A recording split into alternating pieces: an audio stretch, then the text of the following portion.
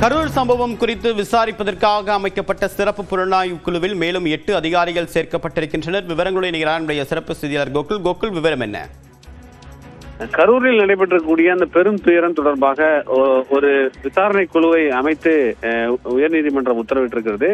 வடக்கு மண்டல ஐஜி அஸ்ராகருக்கு தலைமையில 2 எஸ்பிகள், நாமக்கல் எஸ்பி விமலா மற்றும் சியாமலா தேவி என்ற 2 எஸ்பிகள் உயர்நீதிமன்ற உத்தரவின் அடிப்படையில் அந்த குழுவில் இடம்பெற்றிருக்காங்க. இன்னைக்கு இந்த விசாரணை குழுவானது தொடர்ந்து சிறப்பு புலனாய்வு விசாரணை குழு இன்று விசாரணை தொடங்க இருக்கக்கூடிய நிலையில இந்த குழுவில் 8 அதிகாரிகள் சேர்க்கப்பட்டிருக்கிறதாக தற்போதைய தகவலா இருக்கிறது. கூடுதல் எஸ்பி, டிஎஸ்பி மற்றும் காவல் ஆய்வாளர்கள், உதவி ஆய்வாளர்கள் அடங்கிய 8 பேர் இந்த விசாரணை குழுவில் சேர்க்கப்பட்டிருக்கிறார்கள். இவர்கள் விசாரணைக்கு ஐஜியோடு சேர்ந்து பணியாற்றுவார்கள் என்ற தகவலும் இருக்கிறது.